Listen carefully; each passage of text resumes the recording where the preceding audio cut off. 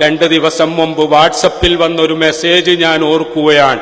ബ്രിട്ടന്റെ തലസ്ഥാനമായ ലണ്ടനിലേക്ക് താമസം മാറ്റിയ ഒരു ബ്രിട്ടീഷ് ഒറിജിനായ ഒരു മുസ്ലിം, ആ ചെറുപ്പക്കാരൻ ബ്രിട്ടീഷ് ട്രാൻസ്പോർട്ട് ബസ്സിൽ ഒരു യാത്ര ചെയ്യുകയാണ്. ടിക്കറ്റ് എടുത്ത പൈസ അദ്ദേഹത്തിന് തിരിച്ചു കിട്ടിയപ്പോൾ ബ്രിട്ടനിലെ 20 ചില്ലറ പൈസ അധികം. നിങ്ങൾ നോക്കണം, ബസ്സിന്റെ ടിക്കറ്റ് എടുത്തു, അതിന് ക്യാഷ് കൊടുത്തു, തിരിച്ചു കിട്ടിയ പൈസ എണ്ണി നോക്കുമ്പോൾ തനിക്ക് കിട്ടേണ്ടതിനേക്കാളും 20 പൈസ എന്ന് പറയാം തൽക്കാലം, 20 പൈസ അധികം. അദ്ദേഹം എണ്ണി നോക്കി, വീണ്ടും വീണ്ടും അതെ 20 പൈസ അധികമുണ്ട്. അദ്ദേഹം ആലോചിച്ചു, 20 പൈസ എനിക്ക് അവകാശപ്പെട്ടതാണോ? അദ്ദേഹത്തിന്റെ ഹൃദയം പറഞ്ഞു, അല്ല, ഈ 20 പൈസ നിനക്ക് അവകാശപ്പെട്ടതല്ല, ഇത് തിരിച്ചു കൊടുക്കേണ്ടതാണോ? അതെ, ഇത് തിരിച്ചു കൊടുക്കേണ്ടതാണ്. ഒന്നുകൂടി ആലോചിച്ചു, ഇത് 20 പൈസയല്ലേ ഉള്ളൂ, ഇത് തിരിച്ചു കൊടുക്കേണ്ടതാണോ?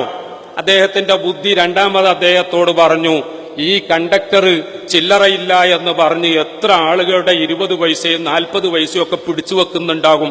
ഞാൻ ഈ 20 പൈസ തിരിച്ചു കൊടുക്കാഞ്ഞാൽ ഒരു നഷ്ടവും ഉണ്ടാവൂല, അയാൾക്കതൊരു പ്രശ്നം തന്നെ ആവൂല. അതുകൊണ്ടായിരിക്കാം എന്നോട് 20 പൈസ അയാൾ ചോദിക്കാഞ്ഞത് എന്ന് പറഞ്ഞുകൊണ്ട് ആ പൈസ തൽക്കാലം കയ്യിൽ അവിടെ പിടിച്ചു.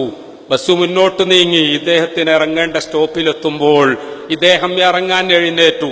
പക്ഷേ മനസാക്ഷി അനുവദിച്ചില്ല. ആ 20 പൈസ കണ്ടക്ടറുടെ കയ്യിൽ കൊടുത്തു.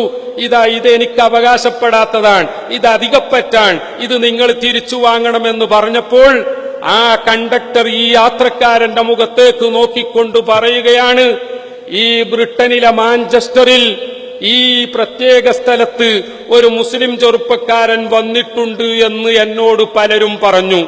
ആ മുസ്ലിം ചെറുപ്പക്കാരൻ അവരൊക്കെ പറഞ്ഞതുപോലെ യഥാർത്ഥ മുസ്ലിം തന്നെയാണോ എന്ന് പരീക്ഷിക്കാൻ വേണ്ടി മനഃപൂർവം 20 പൈസ ഞാൻ അധികം തന്നത് തന്നെയാണ്.